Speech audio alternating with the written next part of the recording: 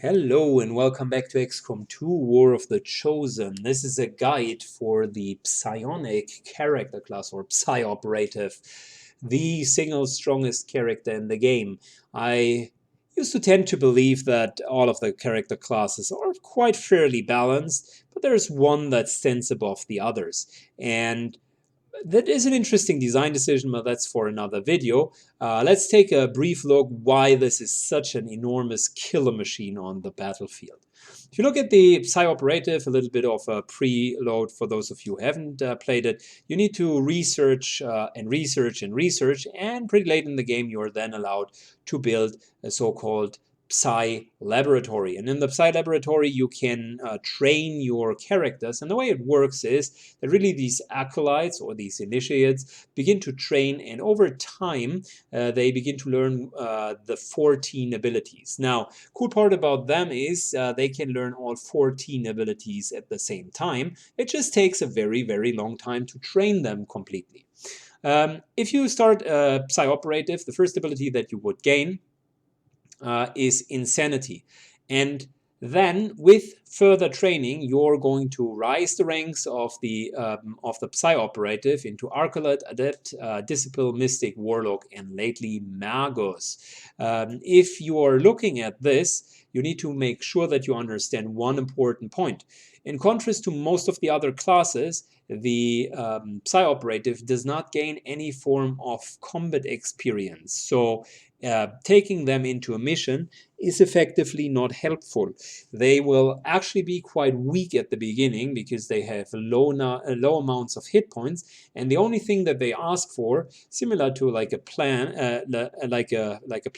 is they want to be left alone in order to grow over time. So after you let them study for half a year, they come out of their Psi chamber as monstrously strong. These abilities here are in no specific order. Actually, 3 of them are randomly picked, and you can only always choose which one you want to learn. I think 2 actually are randomly picked, and you can choose which one you want to learn. I will go through each and every one of them, and the reason why it's important to understand that this character class is just dominating the game is it has all of these abilities at the same time. You don't need to choose anything. It has all of the abilities and all of the cooldowns at the same time. And many of them give you advantages that are non-replicable for other classes. Specifically, advantages that are just unfair to a certain degree. So let's look at the standard ability, which is Insanity. Insanity allows you on a repetitive base without any noticeable cooldown to influence an enemy and negatively influence its mind. What that means is the enemy either is disoriented, panicked, or even mind controlled, depending on a random roll. It's similar to the Insanity ability of the Sectoid, and it depends very much on your Psi score, which you can see here, plus the Psi modular, which this guy here has the strongest one in the game. So with this Psi score of 140, he would pretty much dominate almost all of the enemies in the battlefield at the moment. The first 2 abilities on the Acolyte tier, which again you might start out with, but it could be also likewise the last 2 that you ever can research, are A, Inspire, which is a great ability. It is transferring your remaining turn towards another unit. So if you're in a bad position, Inspire offers you to just give that extra turn to your sniper or to your heavy guy. So to your grenadier. So in a sense, Inspire is just a Joker ability, this wild card that you can use whenever you feel you now need an extra shredding shot or an extra grenade, or it would be very nice to have this extra heal or an extra shot. You know what? Inspire does this for you. Insanity. If you start out with the normal Insanity piece, it actually will only disorient enemy. The Insanity itself will include further negative mind effects on the target, which is great because that also offers you to potentially panic or even mind control them. Now, next up, the status shield and the Sustain, which are two of the key abilities that that the psionic characters can use. Stasis Shield can be either cast on enemies or on allies, and it renders the unit completely immune for 1 turn. It's probably the strongest ability in a kit of anyways ridiculously strong abilities, and the reason why that is the case is it works on both mechanical and non-mechanical units. It doesn't matter how strong the unit is, so you name the sectopod, you name the gatekeeper, you name the avatar, it doesn't matter because the unit will not have a turn during its next turn. It will just skip the next turn and then return afterwards. The crowd control generally is strong, and this is the very strongest form of crowd control. Now it gets ridiculously more strong if you think about that you can save friendly characters with it, which allows you to effectively like stasis this one guy which is out of cover in the middle of somewhere, just so he cannot be attacked. On top of it, to make it even more strong, the Psi characters get an ability which is called Sustain. And for those of you who have seen the item video already, you will know that there's an item in XCOM effectively allowing you to survive one fatal shot and instead going into a stasis for 1 turn and then continuing over again. Now this is exactly what Sustain does, but it doesn't require an item, and nor the item does the item disappear. So once per mission, this character here cannot die, even though the character is crit or exploded or killed. Matter of fact, he will be immune against all of that and will survive until the next turn. I don't need to say how strong that ability is because it's something that is not replicatable for other classes at all unless they sacrifice a slot of equipment for it. On the other side, you have Soul Steal, which means that a lot of the which is an ability that you can use in order to transfer health from an enemy towards the character. So not only does that deal damage, it also on top of that heals the operative at the same time. You usually start out with an ability called Soulfire here. That is the standard ability. I have forgotten to tell you that at the beginning. And Soulfire is like a psychic ability with 3 or 4 turns of cooldown, and it effectively damages an enemy, bypasses the enemy's cover. So it's a perfect option to just ignore any form of defense that the enemy has. And if you research Soul Steal, on top of damaging the enemy, you will even heal yourself. So in combination with Stasis and Sustain, the Soul Steal really gives you even further survivability on your own. If you feel that is not enough, put on a Stasis vest that heals you for additional 8 points of damage, and then this whole character all of a sudden becomes this independent, self-focused, and self-optimized being that no longer needs anyone else. It can heal himself. He has very strong single target damage, and you will see that he also has very strong AoE damage later. Solace, just an extremely strong ability as well. The Psi Operative is surrounded by an aura that blocks any mental impairments for himself and nearby squad mates. No more disorientation, no more panic, no more feeling down, no more stunned. So everything that the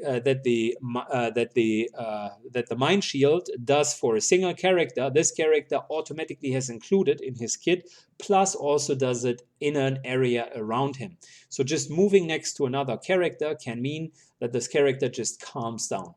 This ability is very strong, as almost any ability in the kit of the Psi characters. Next up, Fortress. Fortress makes the Psi Operative immune to fire, poison, acid, and explosive damage. Keep in mind, and explosive damage. So the explosion of any enemies Grenades that are thrown into you of any sort are just meaningless for you. You are immune to viper spits. You're immune to any form of poisoning. You're immune to literally any special status effect. This here takes care about panic, mind affecting pieces, and disorientation, as well as stun. This here takes care about any sort of physical effect that you could technically be affected. So Solace and Fortress together make this character pretty much immune to everything in the game. There is not much that can hurt him anymore. Moreover, Sustain can completely prevent dying, and Soul Steal plus maybe the Stasis Vest even give him additional healing abilities. Now, one of the abilities here is called Shiism. If your Insanity is successful this year, which triggers with any damage ability, the target will take additional damage and takes 2 from any further attack. So let me get that straight and make sure that you guys also understand what Insanity does. Insanity works on every damaging ability, and you will see that down here the character has 2 further AoE damaging abilities. No, so not only on his single target damaging ability, but also on the AoE damaging abilities. All of the enemies are either scared or stunned or mind controlled. And if nothing of that happens, they on top of that will take a shit ton of damage, and they will be ruptured as of the capstone ability that the Grenadier has. So the Shiism ability is another passive, wonderful example why this character class is just very, very strong. Next up, the ability Fuse. Fuse is a nice ability, probably the weakest of the whole kit, and that has to say something because that ability itself is already strong. It's just not as strong as the others.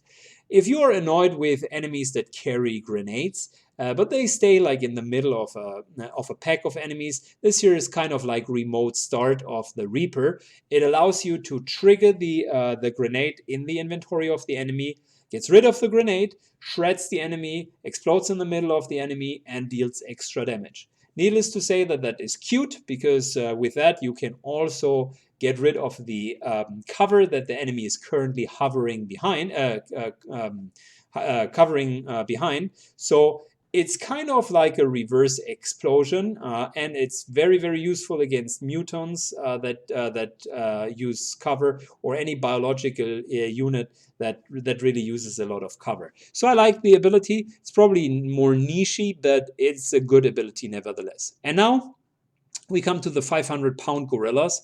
And yes, this class has 3 of them. Number 1, Domination. Domination allows you, if you overcome the will of the enemy, to permanently control the enemy. More so, it allows you to completely dominate it and own the unit until the end of the whole mission. And yes, it works with gatekeepers, and yes, it allows you to even use all of the special abilities. So if you have done that with Sectoid, you can summon corpses, zombies, as often as you want, and all of the zombies will belong to you. So you can like summon up this incredible large army of zombies. With a gatekeeper, it's even more. And that ability in itself gives you 1 extra unit on the playing field. It will only go onto a cooldown if you miss to do it, I think 3 or 4 turns, and it will offer you like the option to permanently mind control something. I can't even say how good that ability is. If Stasis wouldn't be so versatile, Domination would be probably my absolute favorite ability. Wonderful, hands down, probably the second best ability in the whole kit. And it makes this class here so valuable. This here is better than Haywire Protocol because it allows you to take over so many enemies and simply bypass some of the number disadvantages that you usually run into. Last but not least, the two big abilities. Void Rift, which had been nerfed a little bit because it was really strong, and Null Lens, which is still very strong. These two abilities, although one being nerfed, are still absolutely top tier. Let's start with Void Rift. 5 turns cooldown, creates a massive explosive field of energy that immediately like sucks everything in and deals damage. I think at the moment it's 5 to 7 points of damage. However, it triggers Soul Steal on every single point of damage, so afterwards you are pretty much full if you use Void Rift. It triggers Insanity on every single item, on every single enemy. So you have just shredded every single enemy, or ruptured it with +2 damage, and you also trigger the Insanity effect of panicking, disorienting, or even mind controlling everything at the same time, and it has a huge area. Next up, the Null Lens. The Null Lens is similar to a shred cannon along stream, and it offers the same great options like the Void Rift does. The AoE effect, since it's like a very long line, is often not hitting as many enemies, but with up to 15 points of damage and all of the nice little side effects. I don't need to even to say how great that ability is. Null Lens is often my go-to ability just to finish something off or deal a lot of damage. Needless to say also that that all the normal Soulfire, Void Rift, Null Lens, all of these abilities just ignore any form of cover, which means that the character just basically rampages through the map. Now, this all sounds bad? No, no, no, no, no. It gets worse than that. If you play the character the right way and you end up in basically one of these suits, you even have 2 armor on top of it. If you then go for, let's say, one of the big plasma blasters or one of the really large shred storm cannon, you got another ability on top of it, which is shredding plus dealing AoE damage. And with your last ability, you can either decide to go for a mimic beacon, or as I said earlier, just for shits and giggles, go for another stasis vest, which gives you additional healing capabilities. Or if you desire to do that, you can go with blue screen rounds or AP rounds. Like, your to hit is shit at the moment, but you can put them here onto covered missions. After you trained half a year, why not go into covered missions and just push up the aim to 100 plus. I usually like to run with superior speed on these characters because mobility is king. And you can see, like, from the loadout and from the way that I structured the character, you can even reach easily without any further training over 100 aim with a proper weapon. We haven't had any like weapon upgrades whatsoever. With a disruptor rifle, we are already at 90 aim, and that's without the right ammunition. So, long story short, the character is all around good. They are maybe a little bit low on health with 14. However, that can be fixed as well with a couple of covert missions. You can get them up to 20 health so that they are really tanky on top of it.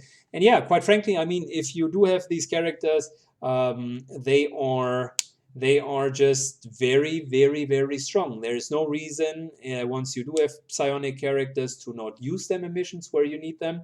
They are the crop of the crop. Be careful though. They are valuable because you need to train very, very long for them. So be mindful with them, and keep in mind that they will even level without being on missions. So that's kind of a nice little gimmick on top of it, which I would recommend to you to effectively keep in mind. You can get Maguses without going on to missions. So if you liked the video and if you enjoyed the explanation, please give it a thumbs up and put your comments down below. Would you have seen that differently? Do you actually use them earlier in the game? And first and foremost, also, do you like psionic characters? They are my favorite class, I must admit, because they are overpowered. So thank you so much, and see you a little bit later in the guide section. Bye-bye.